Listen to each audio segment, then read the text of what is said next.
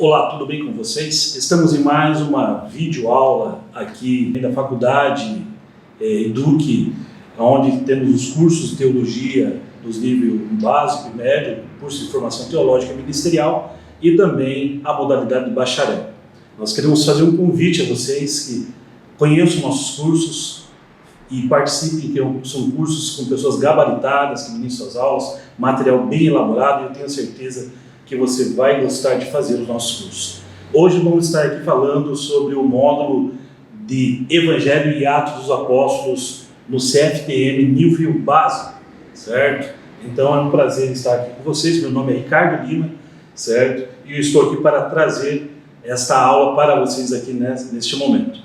Bem, vamos iniciar compreendendo que os evangelhos, quando eles foram escritos, o objetivo deles era trazer uma narrativa por escrito sobre a vida de Jesus Cristo, porque até então as informações que chegavam até os discípulos ou até as pessoas que eram evangelizadas eram de forma oral, e houve a necessidade de se escrever, e inspirados pelo Espírito Santo, os escritores dos evangelhos, tanto Mateus como Marcos, Lucas e João, e também Lucas, que vai dar continuidade a toda essa história, escrevendo Atos dos Apóstolos.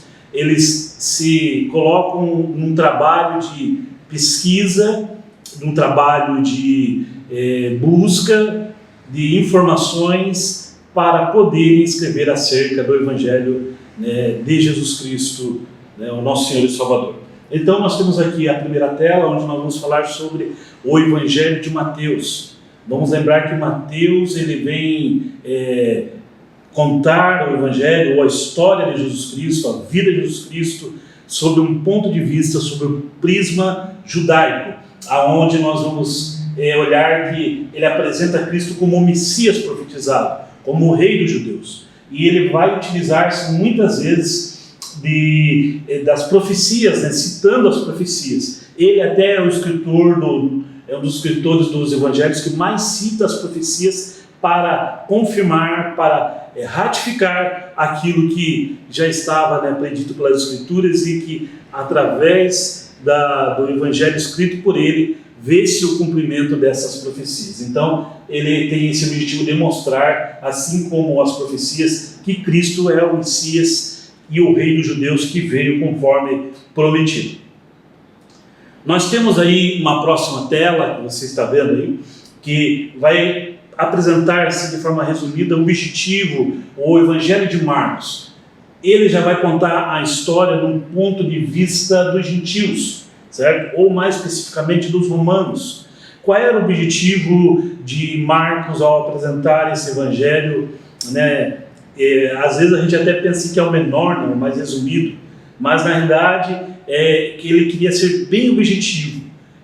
Não adiantava ele falar muito sobre as profecias, não adiantaria ele usar de muitas linguagens figuradas, sendo que ele queria única e exclusivamente apresentar aos romanos e mostrar a eles que o poder em si não era para oprimir, mas o poder era para servir, mostrando que Jesus Cristo tinha a dimensão correta através da sua vida, da sua obra na cruz do Calvário, de que ter o poder do alto não é para simplesmente mostrar que é poderoso, mas é para servir. Então o Evangelho de Marcos ele vem apresentando Jesus Cristo como o Rei que veio servir.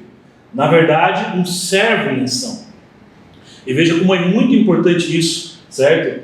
A questão de termos a noção de que receber o poder que vem de Deus, não é para ostentarmos e acharmos que somos mais poderosos, mas única e exclusivamente através do exemplo de Cristo, relatado pelo Evangelho de Marcos, nós vamos ver que nós recebemos o poder para servir e não para ser servido, ok? Também ele vai mostrar, destaca Jesus como Filho de Deus, que dentro do seu ato de servir, o ápice foi dar a sua vida em resgate de muitos. Então o ápice dessa vida de servo de Jesus Cristo é doar-se, dar a sua vida, ao resgate de muitas pessoas, certo? Resgate da humanidade. E o evangelho escrito por ele há uma ênfase maior, há um olhar mais específico para os milagres e as obras poderosas de Jesus, até para mostrar que ele era poderoso, certo? Então, o evangelho de Marcos vem nos mostrar isso, certo? Que o importante era mostrar que mesmo poderoso, Jesus Cristo veio para servir.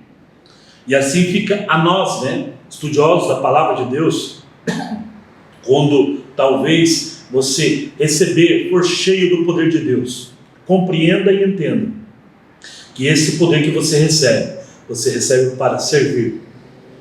Ele é um ato, você recebe para realizar algo fora das quatro paredes, para abençoar a vida de pessoas, correto? Então, muito importante, né, essa observação que Marcos faz através do relato do evangelho escrito por ele.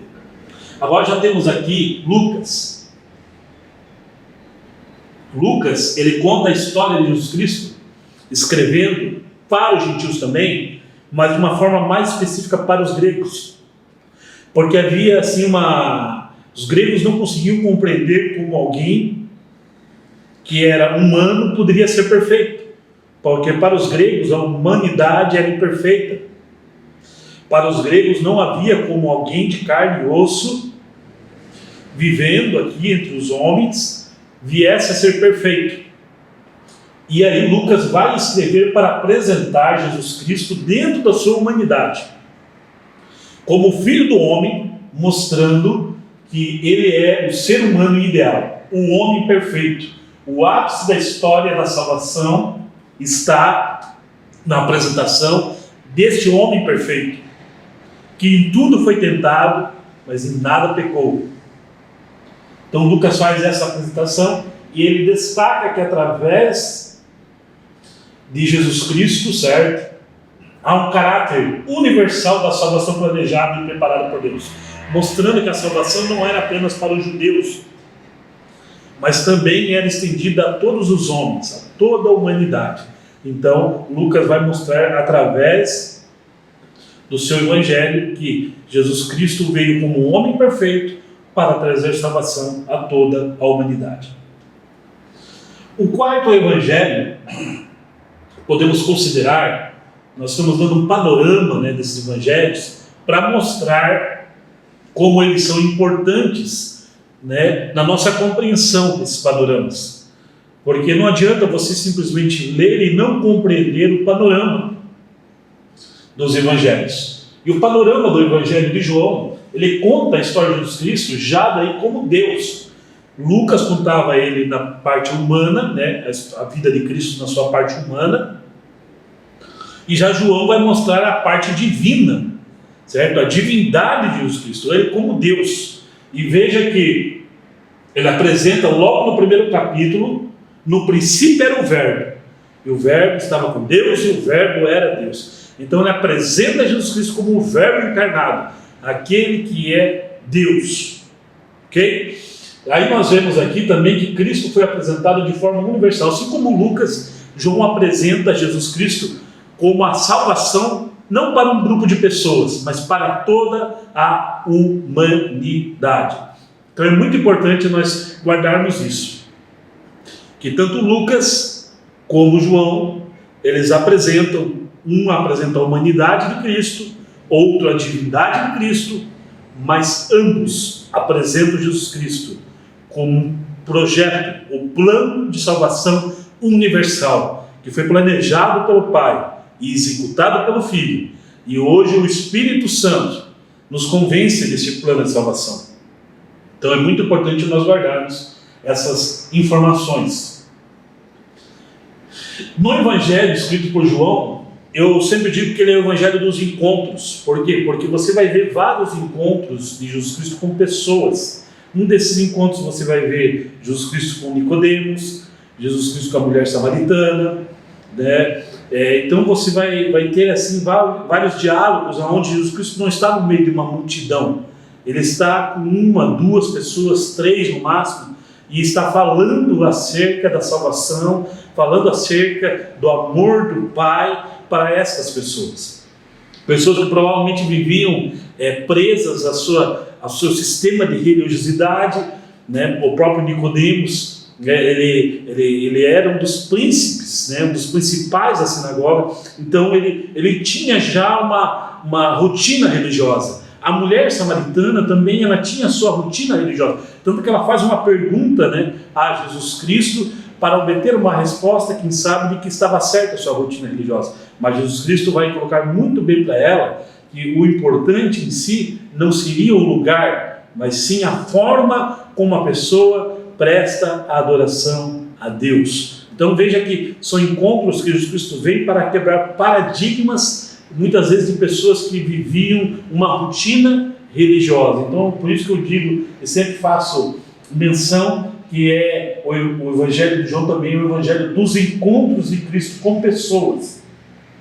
Ele expressa diálogos, relacionamentos, ele mostra que ele não é uma pessoa assim fechada. Jesus Cristo sempre foi e sempre será uma pessoa aberta aos relacionamentos com as pessoas que o procurarem. Então, sempre que for procurado, ele estará pronto a relacionar-se com essa pessoa. Isso desde quando ele veio como Verbo encarnado, e isso persiste até os dias de hoje. Se você for procurar a Cristo, veja como é interessante os evangelhos, porque eles trazem lições para nossas vidas devocionais também. Então, o Evangelho de Cristo vai demonstrar os relacionamentos pessoais que Cristo tinha também. A ênfase desse Evangelho apresenta Jesus como o próprio Deus encarnado. E aquele que conhecer, que reconhecer que Ele é o próprio Deus que veio de uma forma humana, como homem, vai obter a vida eterna. Duas coisas cruciais que nós temos que entender dentro dos objetivos gerais dos evangelhos escritos. É que a pessoa de Jesus Cristo, ela sempre foi muito bombardeada, né? Sempre foi muito trabalhada em cima dela. E eu quero que você abra a sua Bíblia no Evangelho escrito por Mateus, capítulo de número 16, Mateus 16, é muito interessante você ler esse texto, certo? Aonde nós vamos ver a confissão de Pedro, a partir do versículo 13, 16, versículo 13 de Mateus. Diz bem assim, ó: indo Jesus para a região de Cesareia de Filipe, perguntou aos seus discípulos: quem os outros dizem que é o Filho do Homem? E eles responderam: uns dizem que é o João Batista, outros dizem que é Elias, e outros dizem que é Jeremias, ou um dos profetas. Ao que Jesus perguntou: e vocês, quem dizem que eu sou? Respondendo, Simão Pedro disse: o Senhor é o Cristo, o Filho de Deus vivo. E aí, então Jesus lhe afirmou: bem-aventurado é você, Simão Barjonas, porque não foi a carne e sangue que revelaram isso a você, mas meu Pai que está nos céus. Também eu te digo que você é Pedro, sobre esta pedra, que é a afirmação que Pedro deu no versículo 16, que Cristo é o Filho de Deus vivo. Sobre esta pedra edificarei a minha igreja, e as portas do inferno não prevalecerão contra ela. Eu lhe darei as chaves do reino dos céus, e o que você ligar na terra será ligado nos céus, e o que você desligar na terra será desligado no céu. Então Jesus ordenou aos discípulos que não dissessem a ninguém que ele era o Cristo. Então veja que o fundamento da igreja, a base da igreja, é a pessoa de Jesus Cristo. Por isso que você sempre vai ver pessoas combatendo sobre as pessoas que querem destruir a igreja, ou querem destruir a doutrina, certo, bíblica da igreja, vai tentar sempre atacar a pessoa de Cristo. Por quê? Porque a partir do momento que você tenta atacar a pessoa de Cristo, tentando dizer que ele, não sendo Deus, não veio como homem, ou sendo homem não era Deus, você vai atacar a fé das pessoas, o fundamento da fé de toda a cristandade, de todo cristão. Então veja que o capítulo 16 de Mateus, a partir do versículo 13, nos dá uma resposta. Se nós adorarmos, se nós buscarmos, se nós tivermos um relacionamento com Cristo, crendo que Ele veio em carne, sendo Filho de Deus vivo, ou o próprio Deus, e veio para estar entre nós, nós vamos ter sempre firmeza. E veja que aqueles que crerem, o Senhor considerava autoridade. Como autoridade? Para tirar e colocar pessoas da igreja? Não. Autoridade para que aquilo que ele orar, para aquilo que ele impor as mãos, aquilo que ele começar a interceder, o Senhor vai responder. Porque haverá uma comunhão entre esta pessoa e Deus. Então, por isso que é muito importante, dentro desses panoramas que nós vimos dos evangelhos, você compreender que o principal objetivo deles é mostrar que Jesus veio em forma humana, certo? Ele teve uma forma humana, não é um mito, não é uma alegoria, é um personagem histórico que existiu, que é real. Segundo, saber que mesmo sendo de uma forma humana, mas a sua origem é divina, ele é Deus e veio numa forma humana para cumprir um plano de salvação sobre nós. E terceiro, muito importante nós entendermos, ele apenas não veio numa forma humana, mas ele veio para ser o rei. Ele é o rei, e mesmo sendo o rei, quarto e último, ele não deixou de servir.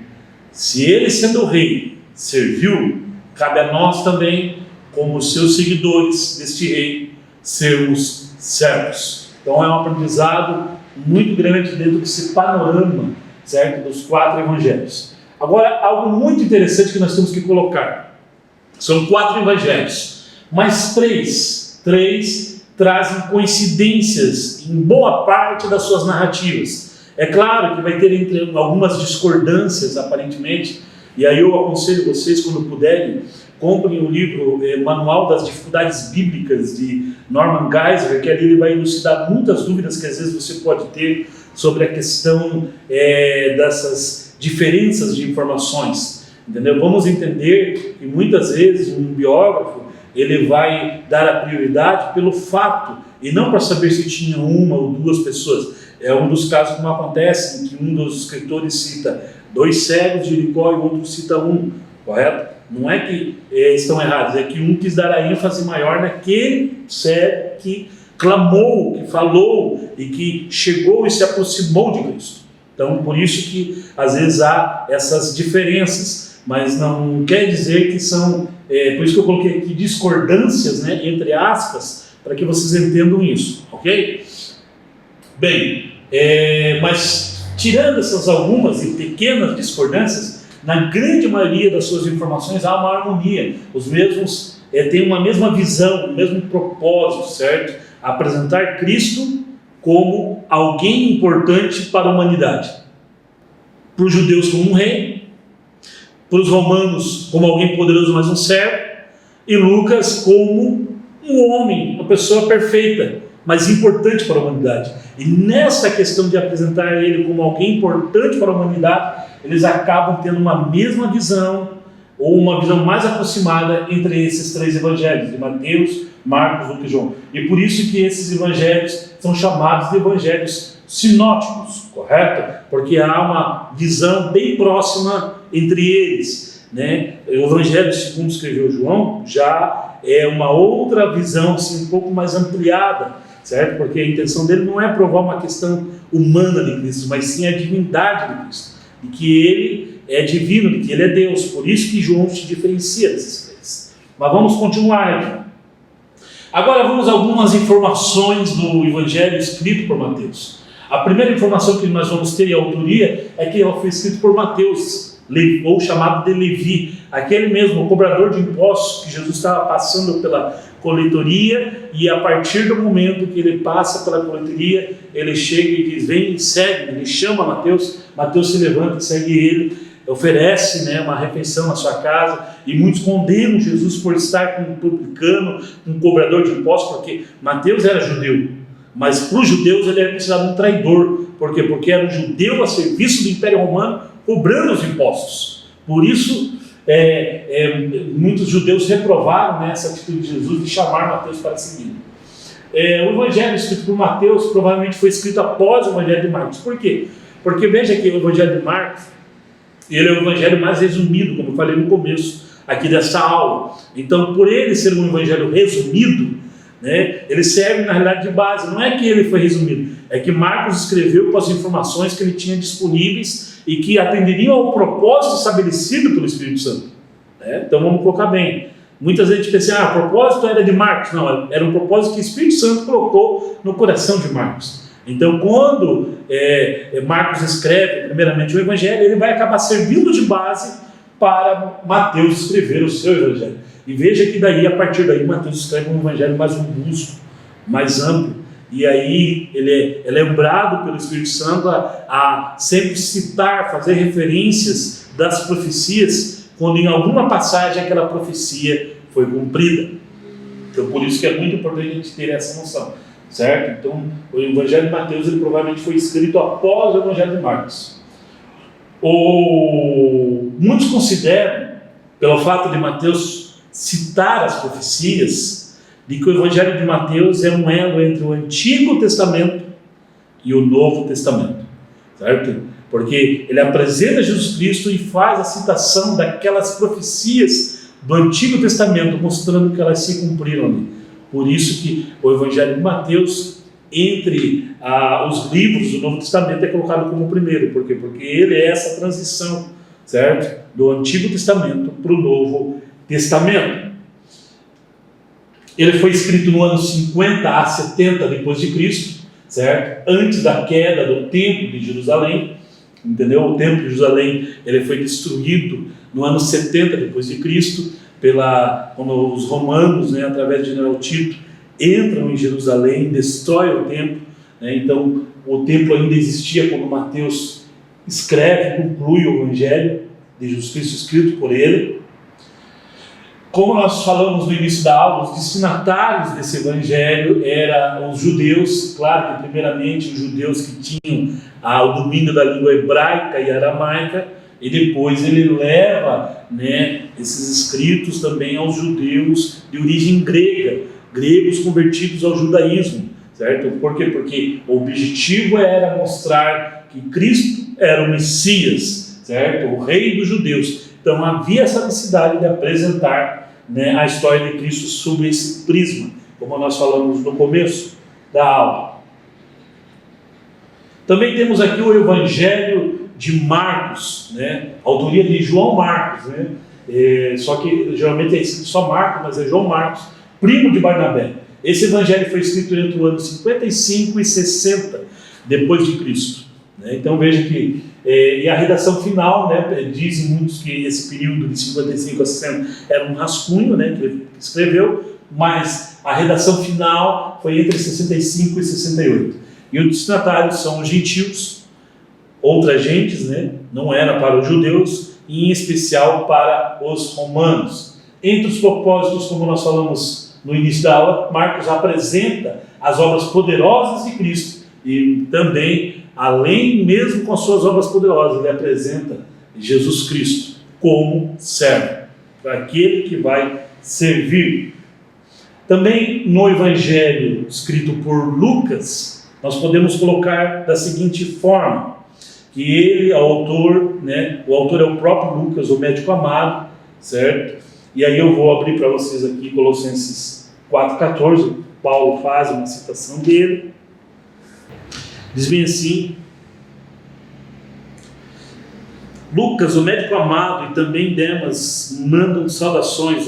No momento que Paulo começa a transmitir saudações a todos, né, os seus irmãos em Cristo, discípulos. E Lucas, esse mesmo Lucas, o médico amado, citado aqui em Colossenses 4,14, ele é o escritor do Evangelho escrito, né, por ele, né, por Lucas, o Evangelho de Jesus Cristo. Destinatários em geral são gentios, mas principalmente os gregos, certo? Porque eles tinham dificuldade de compreender como um ser humano de carne e osso poderia ser alguém perfeito. Então ele vem trazer essa informação para eles. E algo muito interessante, o Lucas, por ser um médico, alguém envolvido com a ciência, com a medicina, ele, dos escritores dos evangelhos, ele é que empreende um trabalho maior de pesquisa, até porque nós temos que entender que ele não era testemunha ocular, né, desses fatos. Então ele aproveita o período que Paulo está preso, certo? e resolve fazer uma pesquisa acerca do Evangelho de Cristo. Ele pega os Evangelhos de Mateus, pega o Evangelho de Marcos, e por base do Evangelho deles ele vai nos lugares, ele faz a pesquisa. Você vai ver que o Evangelho escrito por Lucas dá pormenores, dá informações que são muito importantes, né, para uma questão bibliográfica e biográfica também, né, devido aos detalhes que ele transmite, né, àqueles que leem o Evangelho escrito por ele. Então ele quer apresentar Jesus como Filho do Homem, como nós falamos, identificado conosco, sabendo do nosso sofrimento, sabendo das nossas lutas, das nossas dificuldades, mas sendo perfeito. Como eu disse, assim como nós, em tudo ele foi tentado. Só que a diferença é que nós falhamos, nós pecamos, mas ele não pecou. Ele é um homem perfeito, certo? Aí nós temos o Evangelho escrito por João, e o autor é João, o evangelista, não é João Batista, tá? Nós temos dois Joões, né, proeminentes na Bíblia. Tem o João o Batista, certo? Que ele tinha o seu ministério em pregar no deserto, batizar, chamar as pessoas ao arrependimento e as pessoas se batizarem. E depois, entre os apóstolos, né, primeiramente entre os discípulos de Cristo, e daí entre os apóstolos, nós vamos ter o João, ao qual, devido a ele ter escrito o Evangelho, chamamos de João o Evangelista, certo? Para fazer a diferenciação. Ele também é conhecido como discípulo amado. Vamos pegar aqui a nossa Bíblia em João capítulo 21, dos versículos 20 ao 24. E então Pedro, voltando-se, viu que o discípulo a quem Jesus amava vinha seguindo, e era o mesmo que na ceia havia se reclinado sobre o peito de Jesus, para perguntar: Senhor, quem é o traidor? Ao vê-lo, Pedro perguntou a Jesus: e quanto a este? E Jesus respondeu: e se eu quero que ele permaneça até que eu venha, o que você tem com isso? Quanto a você, siga-me. E então se espalhou entre os irmãos a notícia de que aquele discípulo não morreria. Ora, Jesus não tinha dito isso, que tal discípulo não morreria. Mas ele diz assim: se eu quero que ele permaneça até que eu venha, o que você tem com isso? Então veja que aqui o próprio João, quando ele escreve, né, essa passagem, ele não cita o seu nome, mas ele se coloca como o discípulo amado, lembrando do momento em que ele reclinou a cabeça. E é algo interessante, meu irmão, porque João, né, eles eram um dos filhos de Boanerges, né? Eram aqueles que pediram para Jesus tacar fogo na cidade que não receberam, eles vêm. E neste momento, quando ele começa a ser transformado por Jesus Cristo, já não é mais aquela pessoa vingativa que queria ver fogo do céu caindo sobre os seus inimigos, mas pelo contrário, ele começa a ser o discípulo do amor. E você vai ver isso nas suas cartas lá, mais próximo ao final da Bíblia, né, primeira, segunda e terceira carta de João, que ele vai dizer: filhinhos, ele trata com amor, com carinho, porque há uma transformação na sua essência, no seu ser, a partir do momento que ele tem um encontro real e verdadeiro com Jesus Cristo. Então ele se torna o discípulo amado. O destinatário são seus compatriotas judeus e a comunidade cristã em geral, para que eles cresçam que Jesus Cristo não era simplesmente um homem que veio para este mundo e que morreu e que talvez a história da ressurreição era um boato. Não, ele vem mostrar, vem dizer que Jesus veio de forma humana, sim, mas ele é o Deus Todo-Poderoso, e ele ressuscitou e está vivo para continuar nos acompanhando em todos os nossos momentos difíceis. Então João apresenta Jesus Cristo como o próprio Deus, né, a sua essência divina, como a pessoa do Filho de Deus, diante de muitos questionamentos que se haviam sobre a pessoa de Jesus Cristo. Os gnósticos faziam muitos questionamentos, e deixa até colocar bem aqui, meus amados, meus amigos, irmãos em Cristo, que esses questionamentos permanecem até os dias de hoje. Muitas pessoas questionam acerca da pessoa de Jesus Cristo.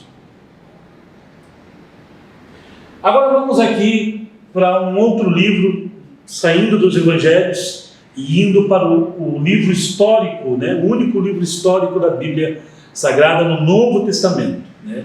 Tem os livros históricos do Antigo Testamento, mas no Novo Testamento esse é o único livro histórico. Atos dos Apóstolos, escrito também por Lucas, o médico amado, certo?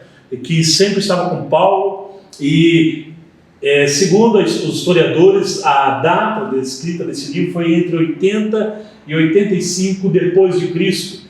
Destinatários, né? A carta vai dizer ela é bem clara no começo que o destinatário é Teófilo. Então, quando a gente vai ver a palavra Teófilo, a gente vai ver que é aquele que ama o Filho de Deus, aquele que ama a Deus. Então, nós podemos atribuir também que, além de Teófilo, o livro de Atos dos Apóstolos, ele é estendido, ele é colocado para todos aqueles que amam a Deus, certo? Qual é o objetivo desse livro? Apresentar que Jesus, mesmo tendo ascendido, através do Espírito Santo, ele continua a fazer a sua obra, depois da sua ascensão, através da igreja.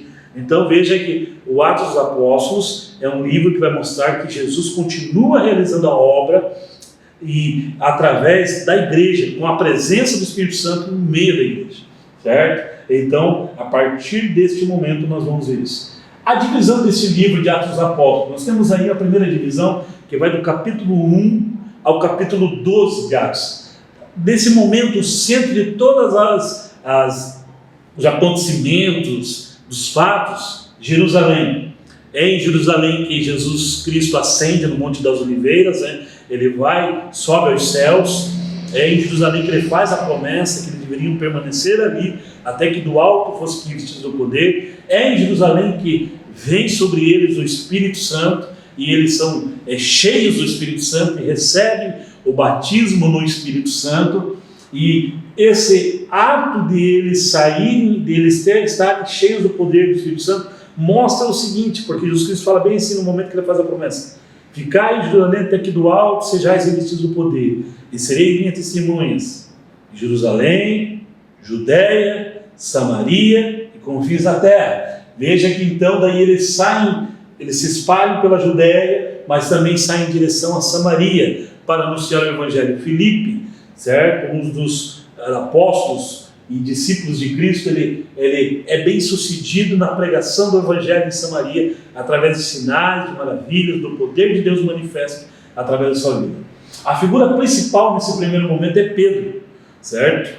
Pedro, pela sua forma de comunicação, é ele que, depois que são cheios do Espírito Santo, faz o primeiro discurso, onde há uma grande colheita de almas. Também é ele que, no momento em que eles estão ali no templo, e para entrar, encontra o coxo na porta do templo, certo? A porta que se chamava Formosa. A partir dali, ele ele que interage com o coxo e diz: não temos ouro nem prata, mas o que nós temos, nós vamos te dar. Em nome de Jesus, levanta e anda. Então, Pedro aparece. Pedro é preso, certo? Vamos colocar bem. Pedro é preso, a igreja ora para que assim houvesse a libertação de Pedro de uma forma sobrenatural, e essa libertação ocorre. Pedro é aquele que vai até a casa de Cornélio, que tem a visão, né, do lençol aberto com os animais impuros, e daí quando ele chega lá, ele presencia entre os gentios também, entre os romanos, o cinturão romano, a descida, o batismo no Espírito Santo. Então ele começa a ter a noção de que esse poder, essa salvação, essa graça não é apenas para o povo judeu, mas sim a todos os homens que crerem. Então Pedro é colocado como uma figura principal. A palavra é rejeitada pelos judeus, né, que vivem ali em Israel, e como eu disse, tem a prisão de Pedro, e logo após a prisão de Pedro tem também um juízo sobre Herodes, né? Herodes exige a glória, a adoração a ele, certo? E a partir do momento que ele exige isso, ele acaba, né, tendo um juízo sobre ele. Também vamos colocar que nessa segunda divisão, né, a primeira divisão foi do capítulo 1 ao capítulo 12, do capítulo 13 ao 28, muda-se o centro da história, né, de Atos dos Apóstolos, e nós vamos encontrar aí a cidade de Antioquia, onde os cristãos, né, aqueles que seguiam a Cristo, são chamados pela primeira vez de cristãos, certo? Então aqueles que seguiam a Cristo começam a ser chamados pela primeira vez de cristãos a partir aqui da cidade de Antioquia. E aí eles não vão se limitar ali à área da Palestina apenas, né, de Jerusalém, Judéia e Samaria. O evangelho vai em direção a Roma. Ele vai começando a pegar ali as cidades da Ásia Menor, né, cidades gregas, e ela vai indo em direção à capital do Império Romano, Roma. Né? A partir daí quem começa a surgir a figura principal é Paulo, certo? Paulo teve muitas pessoas que tiveram restrição a ele devido ao seu histórico de perseguição aos cristãos, mas, né, ele tem um encontro com Cristo. Cristo se revela a ele, e a partir daí ele tem um chamado específico de ser o apóstolo dos gentios. Ele sabia e compreendia que enquanto os demais discípulos e apóstolos pregavam aos judeus, aqueles que eram da pátria, né, os que eram de origem judaica, ele foi chamado para pregar o evangelho às outras gentes. Então ele compreendeu isso. E veja que daí a palavra rejeitada da dispersão, porque começa uma perseguição contra os judeus. E é interessante contra os cristãos, aliás, certo? Então essa perseguição vem e os cristãos se espalham. Mas por que veio essa perseguição? Foi por permissão do próprio Deus, para que eles pudessem, porque chegou o momento em que eles teriam que sair de Jerusalém, da Judéia e de Samaria. Eles precisavam ir até os confins da terra. Então é muito importante que a gente tenha a noção que a palavra foi rejeitada, certo? Mas eles agora pregam, e Paulo prega também ao evangelho também, né, das outras gentes, para as outras pessoas. E claro, ele vai encontrar ali no meio alguns judeus, porque o judaísmo era bem espalhado também, né? Era uma religião permitida pelo Império Romano, desde que eles não provocassem revoltas, não provocassem badernas, né, certo? Bagunças, vivessem a sua religião de forma pacífica. Eles eram até permitidos a viver a sua religião nas sinagogas, né? E os judeus que estavam espalhados, né, por toda a área Ásia Menor, pela Grécia.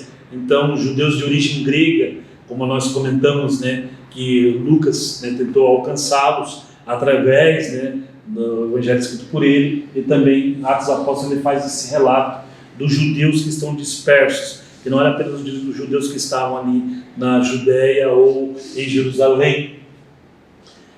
Assim como na primeira parte há a ênfase da prisão de Paulo, né, e não só a prisão, mas os sofrimentos que Paulo passou dentro da sua vida, né, de missionário, da sua vida de evangelização, né, a todos os judeus, e aí o juízo que vem sobre os judeus. Algo muito importante que a gente precisa ter noção em mente. Essa é a apresentação dessa videoaula, certo? Sobre evangelhos e Atos. Aqui é uma síntese para que você compreenda. Eu sempre digo que nós, professores não, educadores, melhor dizendo, porque há uma diferença entre professores e educadores. Professor é aquele que professa, é aquele que vai trazer algo que alguém já pré-determinou para eles, né? E então eles apenas professam, por isso que o nome é professor. Mas nós, ensinadores, educadores, nós vamos sempre tentar abrir o caminho e incentivar que você pesquise, que você leia, que você busque, porque o conhecimento nunca para, nunca para. Se você fez já um curso de formação teológica ministerial nível básico, faça o médio.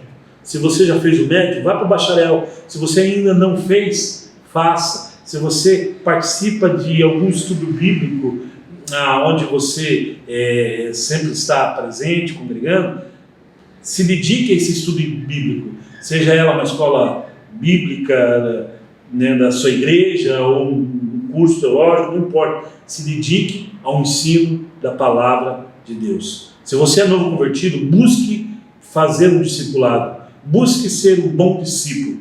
Busque estudar a palavra de Deus. Busque fazer um curso teológico, porque isso vai te ajudar a crescer na graça e no conhecimento, certo? Então, nós, professores, sempre vamos dar o caminho a vocês, mas vocês precisam ter a sede de buscar mais. né? Corrigindo nós educadores, né? O professor, ele vai se contentar em professar apenas e dizer que você tem que seguir aquilo e pronto. Agora, o educador, ele vai dizer que o conhecimento é mais amplo. E o conhecimento, né, ele liberta.